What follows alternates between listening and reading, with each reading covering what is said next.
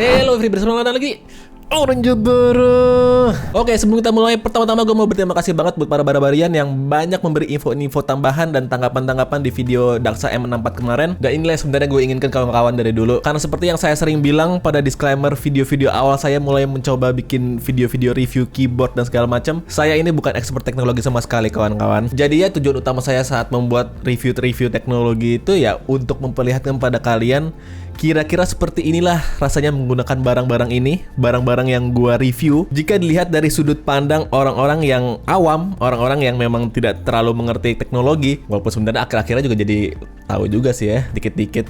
Jadi jika ada kekurangan atau misinformasi, saya sangat berharap kalian bisa ikut berpartisipasi kawan-kawan dalam melengkapinya di kolom-kolom komentar di bawah. Bahkan gue sangat senang banget kalau bisa muncul diskusi-diskusi di dalam kolom komentar. Jadi ya, mari kita berdoa supaya komunitas ini bisa terus berkembang dan berkembang kawan-kawan. Iya. Oke, langsung saja karena pembahasan hari ini sepertinya cukup panjang. Kita akan membahas suatu keyboard yang cukup menjadi perbincangan bagi banyak orang. Iya, keyboard apa ini kawan-kawan? Apakah itu Keychron Key1? Apakah itu game MK? Bukan, ini adalah Vortex Series GT8. Yes, GT8 apa GT8 kawan-kawan ya bacanya, gue gak tahu. Ya, untuk spesifikasi kita langsung bahas singkat saja. Keyboard ini sudah hot swappable universal 5 pin dengan south facing PCB. Lalu untuk switch ada pilihan OTEMU switch red, brown, blue, dan kalau di unit gue pakai yang red. Full keys anti ghosting. Gue nggak pernah ngerti artinya full keys anti ghosting itu apa sih kawan-kawan? Bisa dijelaskan gak ya di kolom komentar. Untuk keycap mereka menggunakan OEM profile ABS keycap with elegant font. Kita akan bahas itu ntar. Lalu ada upgrade stabilizer. Sampai sekarang gue gak tahu apa itu yang di upgrade, tapi bodo amat. Pokoknya kalau Vortex Series gak jelasin di deskripsi tempat dia jual ataupun dimanapun, gue gak bakal mencari tahu. Karena menurut gue ini seharusnya tugasnya Vortex Series untuk menjelaskan, bukan konsumen yang harus mencari-cari tahu. Lalu sudah ada EVA foam pada plate dan case-nya. Kami suka foam. Lalu keyboard ini sudah menggunakan 3 mode of connection, bisa wired, Bluetooth 5.0 up to 3 device. Lalu ada 2.4 GHz wireless dongle. Baterai mereka menggunakan 2200 mAh. Iya, dengan 1 bulan waranti. Baterai 1 bulan garansi, tapi kalau keyboard 1 tahun. Jadi gue gak ngerti nih sistemnya gimana. Jadi keyboard kita bakal diganti jadi wired only gitu kalau rusaknya di atas sebulan tapi di bawah setahun.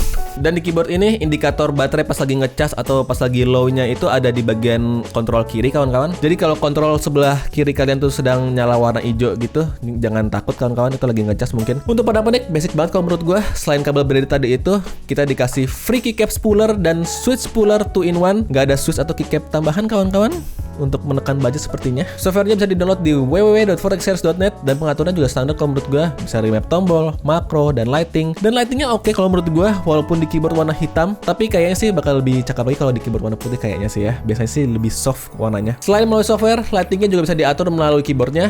Pengaturan lightingnya cukup banyak by the way. Ada sampai kayak background lightingnya segala macam gitu. Jadi sangat dianjurkan untuk membaca manualnya. Manualnya bahasa Inggris by the way. Kalian bisa lah ya, gampang. Dan yang paling penting dari keyboard ini adalah rotary aluminium knob. Yes. Apa itu switch? Apa itu keycap? Yang saya mau adalah knob volume putar-putar aluminium. Itu yang paling penting. Lanjut masuk ke sesi OP ini. Seperti biasa, body dari keyboard Vortex Series itu memang sangat solid banget kalau menurut gua. Jangankan bunyi-bunyi, bengkok pun enggak kawan-kawan, walaupun udah di squeeze kayak gini nih. Cuman gue punya satu isu dengan body dari keyboard ini. Entah mungkin ini di unit gue doang, kok keyboard gue suka jalan-jalan ya. Memang ini disclaimer dulu ya. Memang di bagian tengah meja gue itu ada semacam sambungan gitu kan kawan. Jadi kayak ada undakan sedikit gitu. Tapi menurut gue ketidakrataannya itu cuman sedikit banget sih kalau menurut gue. Karena di keyboard lain nggak ada yang begini, walaupun ditaruh di tengah, di tempat yang ada undakannya tadi itu. Kalau menurut pengamatan gue sih ya, yang menyebabkan hal ini terjadi ya karena bagian bawah dari keyboard gue ini kayak agak sedikit cembung gitu deh. Makanya pas meja gue nggak rata sedikit aja tuh kayak langsung jalan-jalan ini keyboard. Tapi ini bukan isu besar kalau menurut gue. Ya kalau meja kalian rata ya kalian nggak bakal menghadapi isu ini. Dan kalaupun nggak rata ya kalian bisa mainin head adjusternya mungkin, atau pasangin rubber feet tambahan mungkin. Oke, lanjut. Lalu untuk typing feel, kalau menurut gue ini keyboard cocok banget sih buat para typewriter kayaknya. Kalau kemarin di Daksan M64 gue kurang bisa fast typing karena ternyata posisi keys di row Z, X, C itu kayak tidak standar gitu, kayak agak geser ke kiri karena biar bisa memuat banyak tombol di kanannya ini. Terima kasih buat bara-bara yang sudah memberi informasi itu kemarin. Dan pas ganti ke keyboard ini ya langsung enak banget sih rasanya. Angle ngetiknya pas buat gue, actuation force-nya juga cenderung ringan, dan somehow kok feel Otemu Red di GT8 ini feel-nya beda ya sama yang ada di Daiwa gue. Di GT8 ini rasanya lebih ringan kayaknya kalau menurut gue. Mungkin beda batch Otemu-nya atau gimana, gue nggak ngerti. Steps di unit gue masih ada yang rattle, terutama di bagian spasinya, tapi tinggal di tune harusnya hilang sih itu. Dan untuk sound profile-nya, keyboard ini clacky sangat kawan-kawan, karena keycaps-nya juga ABS ya, cukup tipis. Jadi ya wajar kalau menurut gue suaranya clack. Cuman bukan hal yang buruk, kalau kalian memang suka yang clack ya bagus lah buat kalian. Dan gue mau ngebahas sedikit soal keycap. Gue sangat tertarik dengan pernyataan di deskripsi Tokped mereka yang menyatakan OEM profile keycap with elegant font. Pertama, dulu gue pernah nyoba Maxfit 61, kalau ingetan gue nggak salah ya. Ini font yang sama persis deh kayaknya sama yang ada di Maxfit 61. Dan sepertinya Fantech nggak ada sih pernah mention tentang elegan atau apa setahu gue.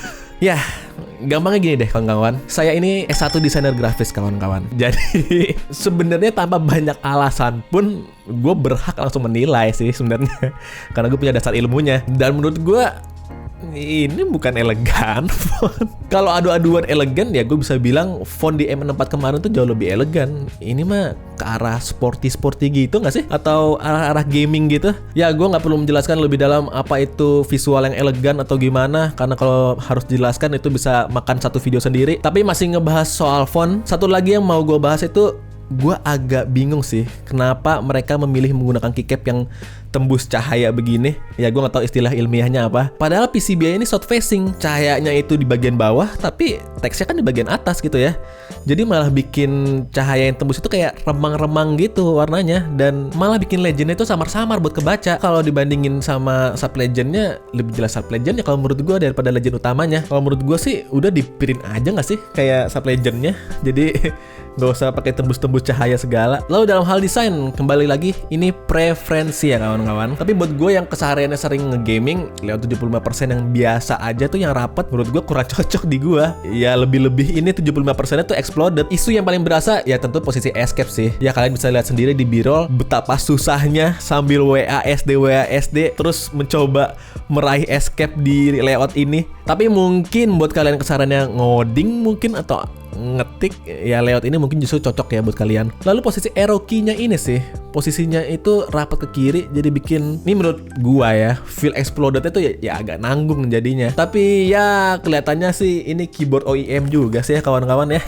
Jadi kayaknya kalau desain-desain dasarnya gitu udah fix dari sananya. Karena seingat gua pernah lihat ada video keyboard Keidos yang ngomong ya, Keidos NJ80, NJ80 itu desainnya sama persis kayak gini. Jadi ya saya hanya mengutarakan opini saya kawan-kawan. Lalu yang terakhir, inilah yang sepertinya sedang sangat ramai dibicarakan orang-orang. Jadi keyboard ini adalah keyboard yang diperkenalkan atau dipromosikan sebagai keyboard yang menggunakan mounting berjenis gasket mount. Iya. Mungkin kalau kalian sekarang melihat post-post di IG atau deskripsi Tokopedia-nya Fotech Series, memang tidak ada sih. Sepertinya secara gamblang mereka menyatakan bahwa ini adalah keyboard gasket mount. Entah dihapus atau memang tidak pernah diutarakan kawan-kawan. Gue gak tahu. Tapi faktanya, kalau bisa sampai banyak orang mengenal bahwa ini adalah keyboard gasket mount, ya ada suatu marketing yang berjalan sih kalau menurut gue di dalamnya. Dan tentu saja kabar GT8 gasket mount ini cukup menggemparkan jagat perkeyboardan. Aduh, ngomongnya gimana coba? Jagat perkeyboardan Indonesia. Iya, kok bisa keyboard gasket yang biasanya harganya 2-3 jutaan ini cuma dijual 780.000. Cuma seperti kata pepatah kawan-kawan, something that too good to be true, it's too good to be true. Pintar saya ya. Ya, gue nggak bisa komen banyak mengenai teknis gasket mount itu bagaimana, karena jujur gue sendiri pun belum pernah mencoba keyboard gasket mount kawan-kawan. Jadi gue rasa gue nggak berhak menjudge terlalu dalam mengenai implementasi gasket pada keyboard ini. Gue sih sangat merekomendasikan kalian buat cek-cek reviewer-reviewer lain juga sih ya, yang mungkin lebih paham mengenai teknis-teknisnya. Cranky Tech ID mungkin sepertinya mereka sangat paham ya dalam pengimplementasian gasket pada keyboard ini. Tapi kalau gue diminta untuk menilai typing feel keyboard ini melalui kacamata awam, ya overall hampir sama aja kayak Tremon atau Sandwich Mount yang pernah gue coba sih. Mungkin nggak se-stiff Tremon sih, tapi tipis banget sih kalau menurut gue. Sedikit yang gue tangkap kenapa mereka gagal menerapkan gasket pada keyboard mereka itu, karena tujuan utama dari keyboard yang menggunakan gasket mount itu ya istilah mudahnya itu supaya PCB dan plate pada keyboardnya itu bisa fleksibel naik turun gitu guys. Karena biasanya kalau Tremon itu kan dibaut, jadi ya PCB-nya itu cuma diam aja di tempat, nggak bisa gerak naik turun. Tapi kalau gasket mount itu sistemnya PCB atau plate-nya itu seperti diapit oleh suatu busa yang disebut poron gasket, lalu baru dijepit sama case-nya, sehingga menyebabkan PCB-nya itu bisa naik turun gitu. Tapi kalau di keyboard ini permasalahannya adalah ada kayak cekungan gitu kawan-kawan di bagian tepi dari plate-nya yang justru ngebuat PCB-nya itu mentok saat hendak turun gitu. Dan selain itu masih banyak lagi lah pokoknya, seperti bahan gasketnya, posisi gasketnya, ketebalan gasketnya yang kurang memenuhi standar untuk terciptanya benefit dari keyboard gasket itu sendiri. Jadi gampangnya kawan-kawan, ya secara teori sih benar ya, ini keyboard dengan gasket mount, tapi pada prakteknya ya tidak tersampaikan feel gasketnya. Lalu saya mau curhat sedikit kawan-kawan, ini gue udah mau nangis ngebuka case keyboard ini. Gue kira ini keyboard udah cuma pakai sistem jepit doang, ternyata masih ada bautnya lagi. Dan gue baru nemu bautnya setelah 1 jam nyoba buka case-nya. Udah sih jepit-jepit aja, baut-baut aja. Kasihan ini review-reviewer noob ini. Lalu ada satu lagi kawan-kawan, ini gue coba ngecek post-post IG di Vortex Series tentang GT8. Ini seharusnya GT8 ini disertai dengan coil cable ya katanya ya. Tapi kok nggak ada ya kayaknya coil cable-nya ya. Gue udah cek-cek.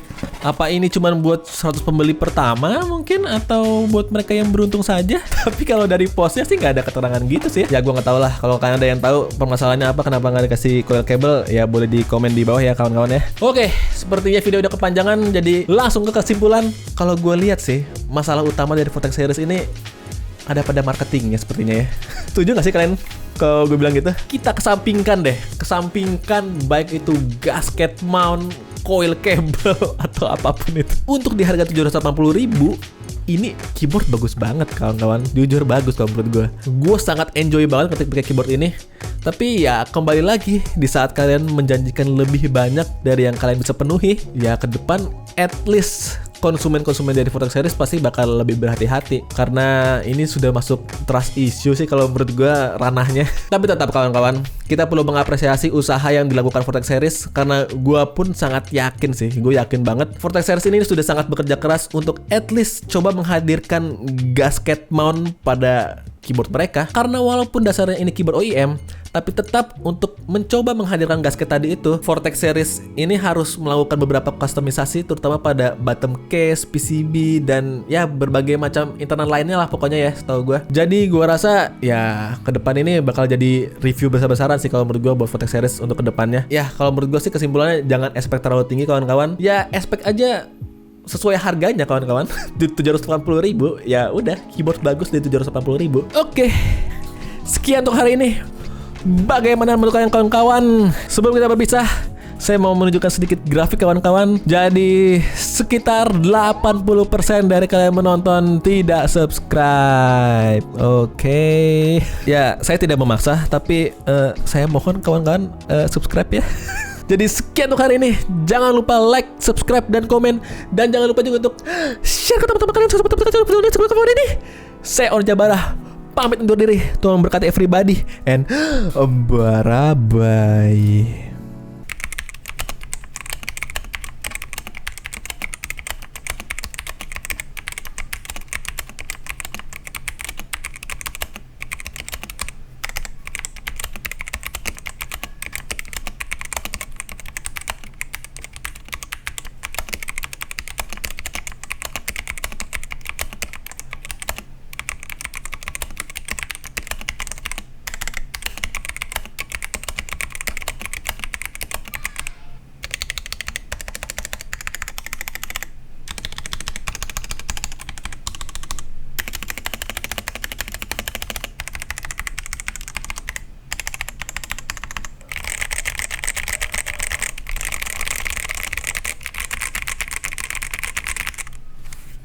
Bakteri aluminium. Mungkin kalau kalian sekarang melihat post-post IG atau deskripsi